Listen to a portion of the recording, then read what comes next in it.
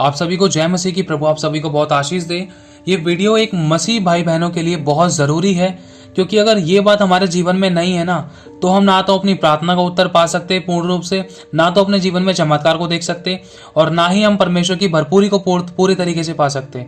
तो यही चीज़ है, इन बातों की गहराई को आप जानने की कोशिश करना। परमेश्वर आपको ज्ञान और प्रकाश का आत्मा दे कि ऐसी कौन सी प्रार्थना है जिसके द्वारा परमेश्वर तुरंत उत्तर दे और हमारे जीवन में ऑन द स्पॉट चमत्कार करे, और खुदा की महिमा को देखे होते हुए खुली आंखों से। क्योंकि जो अभी आपने फोटो में पढ़ा है वो बिल्कुल सही पढ़ा है, क्योंकि परमेश्वर ने अपने एक अभिषिक्त की उम्र को बढ़ा दिया सिर्फ प्रार्थना करने के द्वारा। और वो प्रार्थना कैसी थी, उस प्रार्थना के तरीके को आज हम जान पाएंगे कि हमें कैसे प्रार्थना करनी चाहिए और परमेश्वर हमसे किस बात की मांग करता है, और हम परमेश्वर की भरपूरी को, परमेश्वर के बड़े हाथ को, परमेश्वर की दया को, परमेश्वर की सामर्थ को अपने जीवन में कैसे देख पाएंगे। वो तरीका क्या है? सबसे पहली बात तो ये है कि परमेश्वर ने हमें प्रभु यीशु मसीह को दिया है कि हम यीशु के द्वारा पिता के पास पहुंच सके, कि हम यीशु मसीह के नाम से पिता से प्रार्थना करें, कि यीशु मसीह के नाम से हम जो पिता से मांगेंगे तो वो हमें मिल जाएगा।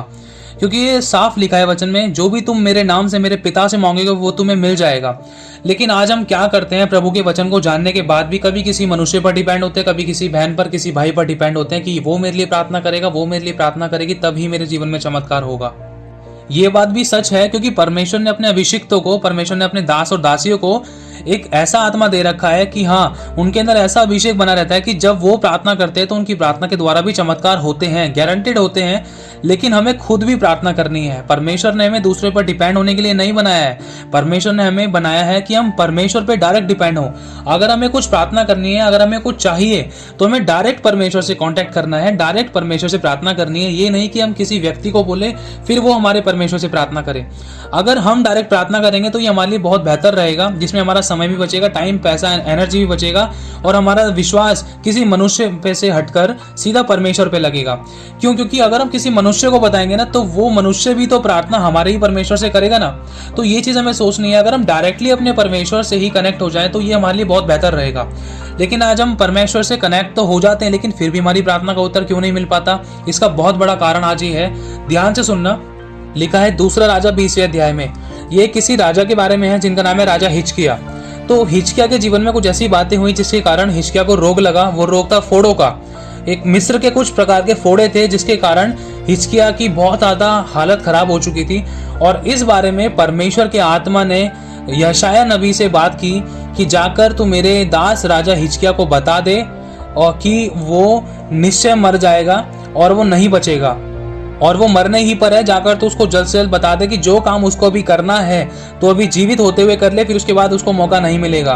और यशायाह नबी जैसे ही वहां से निकले परमेश्वर की बात को सुनकर, और फिर जब राजा हिजकिय्याह के राजभवन में, राजमहल में गए, तो वो महल में पहुंचे। तो पहुंचने के बाद वो डायरेक्ट राजा हिजकिय्याह से मिले, उनके कमरे में जाकर, उनके जगह पर जाकर जहां पर वो लेटे हुए थे। तो वहां पर जाकर परमेश्वर की आत्मा के द्वारा जो यहोवा परमेश्वर ने बताया था राजा हिजकिय्याह के लिए कि जा इनको बोल दे, तो यशायाह ने वही बात बोली कि राजा हिजकिय्याह, यहोवा यूं कहता है कि तू निश्चय मर जाएगा, तू नहीं बचेगा, और जो भी तुझे काम करना है, अपनी रिस्पॉन्सिबिलिटी निभानी है, जो भी तुझे अपने काम करने हैं, वो जल्द से जल्द अपनी जिम्मेदारी को निभा ले और अपने लोगों को बुला ले। जो तुझे काम करना है, जो जिसको तुझे सौंपना है, जो तुझे राजपाट के बारे में किसी से कुछ कहना है, तो वो सारी अपनी जिम्मेदारियां पूरी कर ले, क्योंकि तू नहीं बचेगा। राजा हिजकिय्याह उसी समय घुटनों के बलाकर दीवार की तरफ मुंह करके भिलक भिलक कर अपने घुटनों के बीच में सर रख के रो रो कर परमेश्वर की दुहाई दी। और उन्होंने एक भी शब्द यहोवा परमेश्वर के विरुद्ध में नहीं कहा, और उन्होंने एक भी शब्द ना तो यशायाह से कहा। जैसे ही उन्होंने अपनी मौत की खबर सुनी, तो सुनते के साथ ही वो घुटनों के बलाकर रो कर भिलक भिलक कर, ऐसा लिखा है कि भिलक भिलक कर उन्होंने यहोवा परमेश्वर से प्रार्थना की। तो ऐसे समय पर राजा हिजकिय्याह ने क्या किया? कुछ 3 से 4 ऐसी बातें की जिसके द्वारा परमेश्वर ने उनकी प्रार्थना का उत्तर दिया। तो वो 3 से 4 बातें क्या हैं, इनका ध्यान से सुनना। सबसे पहली बात यह है कि उन्होंने ना तो परमेश्वर के विरुद्ध में कोई बात कही, ना तो परमेश्वर के बारे में कोई गवाही दी, ना तो लड़े। ठीक है, पहली बात यह है। और ना तो दूसरी बात यह है कि ना तो उन्होंने किसी वैद्य को बुलाया, और तीसरी बात यह है, उन्होंने किसी मनुष्य की ओर ताका ही नहीं कि ये मुझे बचा लेगा, वो मुझे बचा लेगा, यहाँ से मदद मिल जाएगी, वहाँ से मदद मिल जाएगी, ऐसे चंगा हो जाऊंगा, वैसे चंगा हो जाऊंगा। ऐसा कुछ भी नहीं किया उन्होंने। और चौथी बात यह है, जब उन्होंने परमेश्वर से प्रार्थना की तो उनकी प्रार्थना में वो सामर्थ्य थी, वो दीनता और नम्रता थी। उन्होंने अपने आप को ऐसा कर दिया था कि सच में सिर्फ परमेश्वर ही है जो मुझे बचा सकता है। क्योंकि वो जान चुके थे कि धरती और आकाश के बनाने वाला परमेश्वर है, उद्धार देने वाला परमेश्वर है, पापों की क्षमा करने वाला परमेश्वर है, मृत्यु से आजाद करने वाला परमेश्वर है, नरक से अधोलोक से बचाने वाला परमेश्वर है, सब कुछ करने वाला परमेश्वर है। क्योंकि जो मनुष्य से नहीं हो सकता वो परमेश्वर से हो सकता है। क्योंकि अच्छे से अच्छे लोग, बुद्धिमान, ज्ञानी, डॉक्टर, वैद्य, सबके सब अच्छे से अच्छे लोग परमेश्वर यहोवा ही के आगे घुटने टिकाते हैं। एंड में जब सब हार जाते हैं ना, थक जाते हैं, तो वो भी हाथ खड़े करके कहते हैं कि भाई अब तो दुआ प्रार्थना करो, अब तो खुदा से मांगो। तो ऐसी बातें उन्होंने ऐसा कुछ भी नहीं किया, सिर्फ इन सब चीजों को छोड़कर परमेश्वर के आगे घुटने टेक कर, चिल्ला चिल्लाकर, बिलक बिलक के अपनी प्रार्थना को मतलब इस तरीके से परमेश्वर के सामने पेश किया। अब वो तरीका क्या है, आज हम प्रार्थना कैसे करते हैं? सबसे पहली बात तो है हम प्रार्थना में तड़का लगाते हैं। दूसरी बात, हम ना तो परमेश्वर की उपस्थिति को मांगते हैं, अगर मांगते हैं तो अपनी लिस्ट लगा देते हैं। तीसरी बात यह है कि अगर हम प्रार्थना करते हैं ना तो हमारा ध्यान कभी किसी बातों पर लगा रहता है, सुबह से लेकर शाम तक की बातें हमारे मन में चलती रहती हैं, और प्रार्थना करते करते कभी हमारे होठ बंद हो जाते हैं, कभी हमारे शब्द चुप हो जाते हैं बिल्कुल, कभी हमारे मन में गलत विचार आते हैं, कभी हम गलत सोच बैठते हैं, कभी हमारी बात प्रार्थना करते करते हम अपने अभिषेक को खुद तोड़ देते हैं, परमेश्वर की उपस्थिति में से उठ जाते हैं, या संसारिक कामों में लग जाते हैं, या अपने फोन को चेक करते हैं, कोई नोटिफिकेशन चेक करते हैं, कोई मैसेज चेक करते हैं। ऐसी हरकतें करते हैं हम जिसमें परमेश्वर की उपस्थिति को हम खुद खो देते हैं। कभी कभी इतना आलस दिखाते हैं कि हमें बाइबल पढ़ने में भी, आराधना करने में भी, प्रार्थना करने में भी उबासी आती है, और या तो नींद आने लग जाती है। कुछ भी काम परमेश्वर के साथ दिल लगाकर नहीं करते हैं। और राजा हिजकिय्याह ने ऐसा कुछ भी नहीं किया। राजा हिजकिय्याह ने जैसे सुना ना, उसी समय उन्होंने घुटनों के बल आकर अपने मुंह को घुटनों के बीच में दबाकर, आंसू बहा बहाकर, भिलक भिलक कर, रो रो कर यहोवा परमेश्वर से दुआ की। और आपको मालूम है, जब वो रो रहे थे, प्रार्थना कर रहे थे, तो वो मतलब जब यशायाह नबी ने उनको बताया कि तू निश्चय मरने वाला है, और तू अपने लोगों को बता दे जो तुझे करना है, क्योंकि तेरे पास समय नहीं है, तू निश्चय मरेगा। और तो इतना कहकर यशायाह नबी वहां से चल दिए, क्योंकि उन्होंने देखा चलो भाई राजा हिजकिय्याह तो प्रार्थना में लग रहा, चलो मैं निकलता हूँ। फिर वो वहां से निकले। उनको उस महल से निकलने में लगभग 5 से 7 मिनट का या 4-5 मिनट का टाइम लगा हो, क्योंकि महल बहुत बड़े बड़े होते थे। उस घर से निकलने के बाद फिर आंगन आता है, फिर मतलब फाटक आता है, बाहरी आंगन आता है, मतलब ये सारी चीजें पार करने में समय लगता है। तो लगभग उन्होंने 4 से 3 मिनट के अंदर ऐसी कौन सी प्रार्थना कर दी होगी जिसके कारण परमेश्वर ने ऑन द स्पॉट अपने भविष्यद्वक्ता यशायाह नबी से बात करी कि यशायाह, जाकर मेरे दास राजा हिजकिय्याह से तू कह दे कि मैंने तेरी प्रार्थना सुन ली है, तेरे मैंने आंसू देखे हैं। तो उसी समय राजा मतलब हिजकिय्याह के पास वो यशायाह नबी गए, दौड़े दौड़े गए कि मेरे को परमेश्वर ने जैसा बोला वैसा मुझे करना है।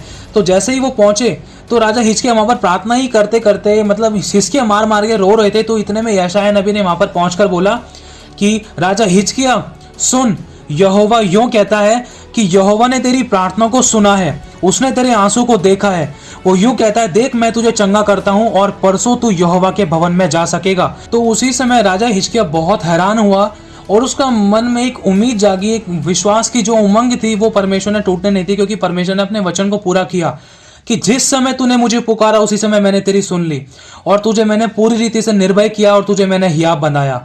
तू संकट के समय मुझे पुकार, मैं तुझे छुड़ाऊंगा और तू मेरी महिमा करने पाएगा। परमेश्वर यहोवा ने अपने वचन को पूरा किया। क्यों? क्योंकि राजा हिजकिय्याह ने परमेश्वर यहोवा की दुहाई दी, ना कि किसी मनुष्य को पुकारा, ना कि किसी वैद्य के पास गए, ना ही कोई लड़ाई दंगा किया, और ना ही परमेश्वर के विरोध में कुछ गलत बातें कही।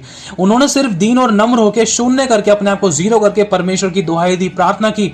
लिखा है जो दिन और रात उसकी दुहाई देते हैं वो उनका न्याय तुरंत चुकाता है, और परमेश्वर ने अपना काम पूरा किया। ऑन द स्पॉट उनकी प्रार्थना का उत्तर मिला, और उनकी आयु 15 वर्ष और बढ़ा दी गई। हमारी प्रार्थना है ना, एक बात के कारण है ना खोखली है। वो बात क्या है? अगर ये चीज हमारी, ये शब्द, ये बातें अगर हमारी प्रार्थना में नहीं है ना, तो हमारी प्रार्थना नहीं है। वचन में लिखा है कि मन फिराओ क्योंकि स्वर्ग का राज्य निकट है। यीशु ने मन फिराव का प्रचार किया, और यूहन्ना ने मन फिराव का प्रचार किया, और यीशु के चेलों ने मन फिराव का प्रचार किया। और प्रकाशित वाक्य भी हमें यही चिन्ह देता है, यही चेतावनी देता है कि मन फिराओ। और परमेश्वर भी हमसे यही आखिरी उम्मीद रखता है कि हम मन फिराएं, पापों से तौबा करें और उसके पास लौट आएं।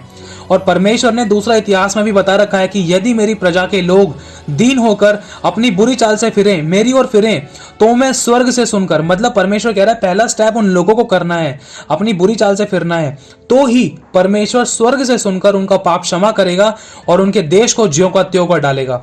तो पहला काम हमें प्रार्थना में सबसे पहला करना है पश्चाताप। प्रार्थना में राजा हिजकिय्याह ने अपनी गलतियों की माफी मांगी, पश्चाताप किया, अपने आप को जीरो किया, सरेंडर किया, दीन और नम्र किया। और एक दूसरा उदाहरण ये है, आपको मालूम होगा जब यीशु मसीह के सामने कुछ बातें ऐसी आई थी कि प्रार्थना किस तरीके से की जाए, तो वहां पर यीशु मसीह ने एक उदाहरण दिया कि दो प्रकार के व्यक्ति थे। एक तो बहुत धनवान था और चुंगी लेने वाला था और मतलब टैक्स कलेक्ट करते हैं ना, जो वो था। तो वो उस व्यक्ति ने परमेश्वर से प्रार्थना करी।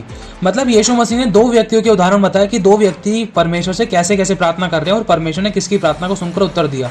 तो उसमें यीशु मसीह ने पहले एक व्यक्ति के बारे में बताया जो बहुत धर्म के काम करता था।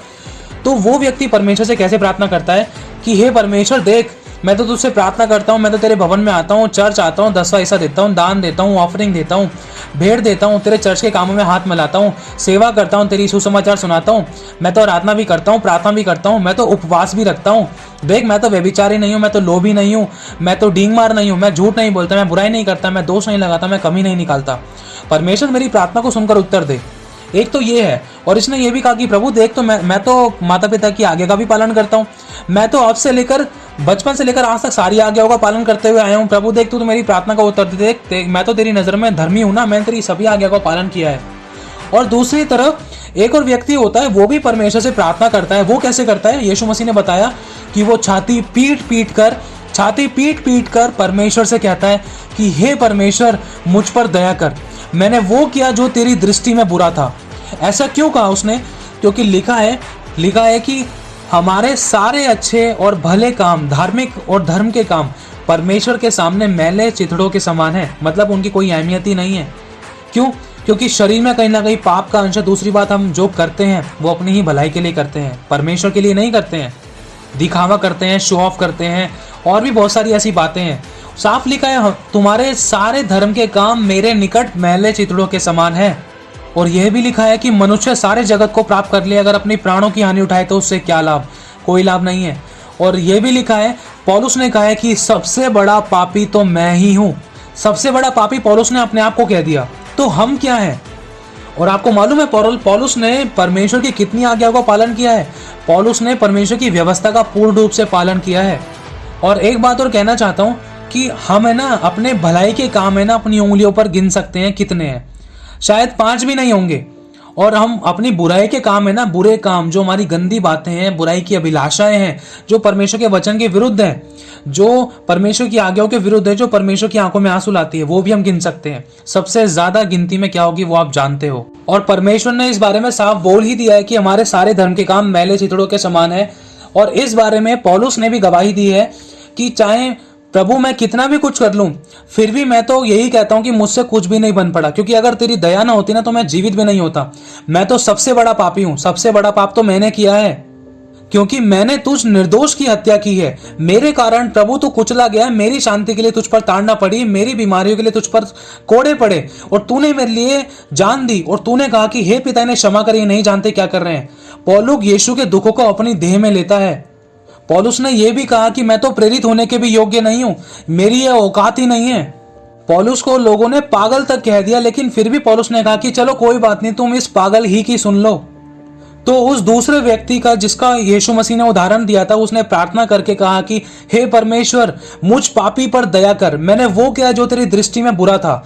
तो परमेश्वर की निगाहों में सिर्फ वही व्यक्ति धर्मी ठहरा जिसने अपने पापों का अंगीकार किया। लिखा है, जो अपने अपराध छिपा रखता है उसका कार्य सफल नहीं होता, वरन जो उनको मान लेता और छोड़ भी देता है उस पर दया की जाएगी। और लिखा है, यदि तुम अपने गुनाहों को एक दूसरे के सामने मान लोगे, यदि तुम अपने गुनाहों को मेरे पास आके मान लोगे, तो मैं तुम्हारी गुनाहों को, तुम्हारे पापों को, अपराधों को स्मरण भी नहीं करूंगा, याद भी नहीं करूंगा, वरन पूरब से पश्चिम दूर इतना दूर फेंक दूंगा, अपनी पीठ के पीछे कर दूंगा। और मैं तुम्हारे पापों को याद भी नहीं करूंगा, वरन तुम्हारे पापों को, अपराधों को, गुनाहों को मैं ये अपने लहू से धोकर शुद्ध कर दूंगा और तुम्हें श्वेत कर दूंगा, पवित्र कर दूंगा, नया बना दूंगा। परमेश्वर अपने वचन को पूरा करने के लिए तैयार है, लेकिन शुरुआत तो हमें ही करनी है ना, पापों का अंगीकार तो हमें ही करना है। तो राजा हिजकिय्याह ने जो प्रार्थना करी उसमें 3 से 4 बातें थी, जिसमें सबसे पहली बात, उन्होंने परमेश्वर की ओर ताका, परमेश्वर के आगे घुटने टिकाए। और दूसरी बात, उन्होंने अपने पाप का अंगीकार किया कि प्रभु, जिस भी पाप के कारण मेरे जीवन में यह समस्या आई है, मुझे क्षमा कर दे। मैं जानता हूं मेरी गलती के कारण मेरी उम्र इतनी हुई है और मेरी ही गलती के कारण मैं मरने पर हूं, लेकिन तू चाहे तो कुछ भी कर सकता है प्रभु, मेरी जीवन की डोर तेरे हाथ में है। तूने ही मुझे जीवन दिया है, तू ही चाहे तो मुझे जीवन दान दोबारा से दे सकता है। और उसने प्रार्थना करी। दूसरा, उन्होंने रिपेंट किया। रिपेंट करने के साथ साथ उन्होंने परमेश्वर से प्रार्थना करी। और तीसरा, उन्होंने ऐसा क्या किया जो हम कभी नहीं करते। तीसरा, उन्होंने अपने आप को खोल कर रख दिया परमेश्वर के सामने, अपनी सारी गलतियों को, सारी बातों को। जैसे एक डॉक्टर को एक मरीज अपनी बीमारियां बताता है ना, कि देखो ये खांसी ना मेरे को ऐसे हुई है, ये खांसी ना मेरे को, मैंने ये पी लिया था, इस कारण मेरा गला खराब हुआ, इस कारण मुझे खांसी हुई है, इस कारण ये समस्या हो गई थी। तो इसी तरीके से परमेश्वर से, उस परमेश्वर के दास राजा हिजकिय्याह ने अपनी सारी गलतियों को एक खुली किताब के तरह रख दिया परमेश्वर के सामने। प्रभु देख, मेरी जिंदगी तो तेरे सामने देख ले, तेरे सामने खुली किताब की तरह है। देख, मैंने ये पाप किया, मैंने ये वाला पाप किया, मैंने ये गलती की, मैंने ये बुराइयां की, मैंने ऐसे ऐसे काम किए, मैंने वो किए जो तेरी दृष्टि में बुरा था। जैसे दाऊद ने कहा था, हे परमेश्वर, मेरे गुप्त पापों से तू मुझे शुद्ध कर, मेरे ढिठाई के पापों से तू मुझे क्षमा कर, मेरे पापों को तू काली घटाओं के समान मिटा दे, मेरे अपराधों के कारण मुझे स्मरण ना कर, वरन अपनी बड़ी दया के अनुसार तू मुझ पर दया कर, अपने दास को अपनी करुणा के अनुसार बर्ताव कर। ऐसा करने से लिखा है कि जिस समय तूने मुझे पुकारा उसी समय मैंने तेरी सुन ली, मैंने स्वर्ग में तेरी प्रार्थना सुनी है। देख, मैं तेरे घाव को चंगा करूंगा, तेरे आंसू मैंने देखे हैं, तेरे मारे मारे फिरने का मैंने हिसाब रखा है। वो जीवित परमेश्वर है, लिखा है वो ना तो सोता है ना ऊँघता है, वो हमारी रक्षा करने के लिए तत्पर खड़ा और तैयार रहता है। तो हमें करना क्या है? सबसे पहली बात, इन बातों को ध्यान रखना। सबसे पहला, यदि कोई भी परेशानी, कोई भी समस्या दिखाई देती है तो हमें सबसे पहले नंबर पे परमेश्वर ही की ओर घुटने टिकाकर उसकी ओर ताकना है। और दूसरी बात, हमें क्या करना है? परमेश्वर के विरुद्ध में नहीं जाना है। चाहे कैसी भी परिस्थिति, कैसी भी समस्या, उसकी बुराई नहीं करनी है, उस पर दोष नहीं लगाना है, उसकी कमी नहीं निकालनी है, उससे लंडा भिड़ना नहीं है। जैसा अय्यूब ने किया था, ना तो अय्यूब ने परमेश्वर पे दोष लगाया, ना तो परमेश्वर की बुराई करी, ना तो परमेश्वर की निंदा करी, ना तो परमेश्वर से लड़ाई की। तो जैसे भी बात थी, उन्होंने अपने आप को सच्चे न्याय के हाथों में सौंपा, और परमेश्वर ने जब न्याय किया तो अय्यूब ने जितना खोया था उससे कई गुना बढ़कर परमेश्वर ने अय्यूब को दिया। ये दूसरा स्टेप था। और तीसरा स्टेप ये है, तीसरा जो आपको काम करना है प्रार्थना करते समय, अपने आप को अपने परमेश्वर के सामने खुली किताब की तरह खोल कर रख देना है। प्रभु देख, मेरे जीवन में जो गुप्त है, जो मैंने खुले में करता हूँ, जो चौड़े में करता हूँ या जो गुप्त में करता हूँ, देख सब कुछ तेरी आंखों के सामने है। देख, मैं अपने हाथों को तेरे आगे फैलाता हूँ, मेरे अंदर कितनी बुराइयां हैं, कितनी अच्छाइयां हैं, वो तू जानता है। जो मैंने गुप्त में किया, जो मैंने चौड़े में किया, जो मैंने किसी की निगरानी में किया या किसी अनजाने में किया या जानबूझकर किया या किसी के साथ गलत किया या करवाया मैंने, प्रभु सब कुछ तू जानता है। लेकिन आज मैं तेरे आगे अपने आप को खोलता हूँ, मेरे इन सभी पापों को तू जानता है, इन सभी पापों को यीशु आपके लहू से तू मुझे धोकर शुद्ध कर दे।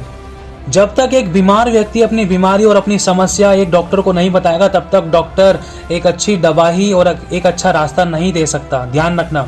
तो उसी तरीके से हमें अपनी सारी बुराइयां, सारी गलतियां, सारी परेशानियां, सारी अच्छाइयां अपने परमेश्वर के सामने प्रकट करनी है, पश्चाताप के साथ, दीन और नम्रता के साथ। हमें अपने भलाई के कामों को नहीं गिनवाना है, हमें सबसे पहले अपनी बुराइयां पश्चाताप के साथ परमेश्वर के सामने रखनी है। क्योंकि जब तक हम अपनी समस्या को परमेश्वर के सामने नहीं रखेंगे तो परमेश्वर हमारी समस्या का समाधान नहीं कर सकता।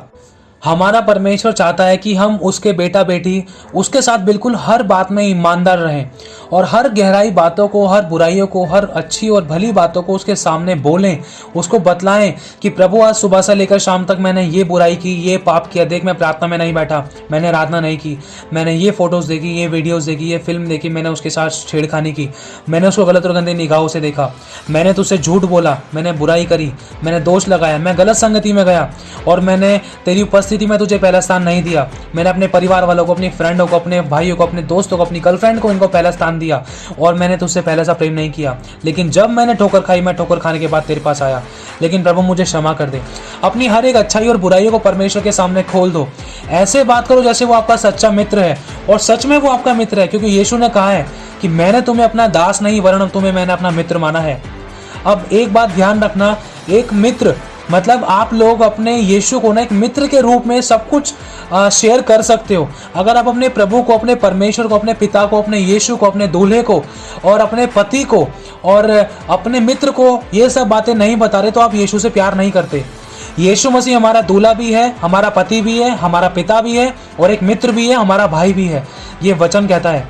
तो अगर हम यीशु को इनमें से कुछ भी मानते हैं ना, तो हम अपनी सारी दिल की बातें, अच्छाई और बुराई, हमारी पसंद और नापसंद, हमारी गलतियां, हमारे जो पाप हैं गुप्त में जो हमने किए हैं, जो हम करना चाहते हैं, जो हमारी इच्छा है, अगर ये सारी बातें हमने परमेश्वर से शेयर नहीं करते, तो हम इसको मतलब सिर्फ उसको ज़रूरत के समय पर याद करके उसको इस्तेमाल करते हैं, एक ATM की तरह इस्तेमाल करते हैं। जैसे हम कुछ वस्तु खरीदते हैं ना खाने पीने की, उसमें से काम की चीज़ को निकाल कर बाकी रैपर को यूं ही फेंक देते हैं। तो यीशु मसीह का हम इसी तरीके से इस्तेमाल करते हैं, और यही बात हमारे परमेश्वर को पसंद नहीं है कि हम उसको इस्तेमाल करके, यूज़ करके थ्रो कर देते हैं, छोड़ देते हैं, फेंक देते हैं। जब हमारा काम निकल जाता है तो हम उसको याद नहीं करते, जब हम समस्या में पड़ते हैं ना, तो हम घुटने टिकाकर उसके पास आते हैं। तो इन 3 बातों का ध्यान रखना। और आखिरी चौथी बात यह है कि जब तक आप अपने परमेश्वर की वाणी को और परमेश्वर की योजना को, परमेश्वर की इच्छा को परमेश्वर के वचन के द्वारा या उसके शब्दों के द्वारा नहीं सुनोगे, नहीं समझोगे, तो आप नहीं जान सकते कि उसकी आगे योजना क्या है।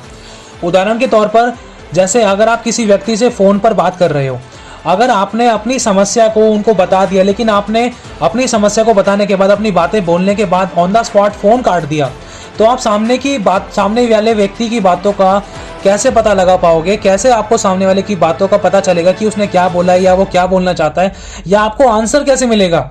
आपकी बात का, आपके प्रश्न का उत्तर कैसे मिलेगा? आपको आपकी समस्या का हल कैसे मिलेगा? समस्या का हल तो आपको जब ही मिलेगा जब आप उससे कंटिन्यूअसली बात करोगे और सुनोगे। ध्यान रखना, हम प्रार्थना करके हट जाते हैं लेकिन हम उसकी सुनते नहीं हैं। यही हमारी बहुत बड़ी गलती है। हम अपने दुखों को, अपनी सारी बातों को उसके सामने खोल कर रख देते हैं, अपनी पूरी लिस्ट लगा लेते हैं, हमें ये चाहिए, वो चाहिए, ये करना है, वो करना है, ऐसे करना है, वैसे करना है, यहाँ जाना है, वहाँ जाना है, प्रभु ये काम हो जाए, प्रभु वो काम हो जाए, मुझे ये मिल जाए, मेरे को इससे ये वो है, इससे लगा हुआ है, ये पति मिल जाए, ये पत्नी मिल जाए, ये मेरी पत्नी मेरे पास आ जाए, मेरा परिवार जुड़ जाए, 100 बातें।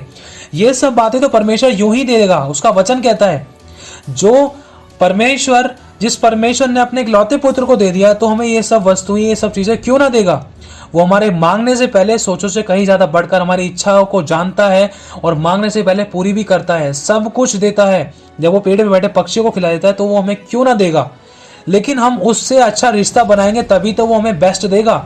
तो इसीलिए हमें अपनी प्रार्थना करने के बाद में परमेश्वर की आवाज का, परमेश्वर की बात का, परमेश्वर के उत्तर का इंतजार करना है, शांति से उसकी उपस्थिति में बैठना है। क्योंकि दाऊद ने कहा था, मैं तो तेरी बाट जोहूंगा, परमेश्वर मैं तेरी बाट जोहूंगा, मैं तेरा इंतजार करूंगा, क्योंकि तू मुझे स्वर्ग से उत्तर देगा।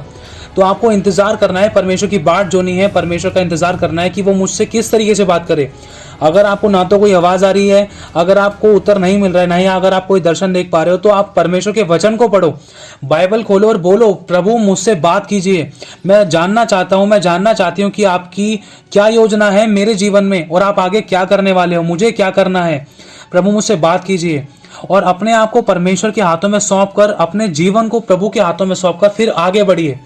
परमेश्वर आपकी प्रार्थना का उत्तर जरूर देगा और परमेश्वर आपको अपने वचन के द्वारा जरूर बताएगा कि वो क्या चाहता है आपसे, आपके जीवन में किस बात की करेक्शन की जरूरत है और आपको कैसे छुटकारा मिलेगा और आपको क्या करना है। तो बस इतना कहना चाहूंगा, कभी भी प्रार्थना करें तो इन 4 बातों को हमेशा याद रखें। सबसे पहला, हर बात में अपने परमेश्वर की ओर ताकना है। दूसरा, पश्चाताप करना है। और तीसरा, अपने आप को उसके सामने खोलकर उससे प्रार्थना करनी है।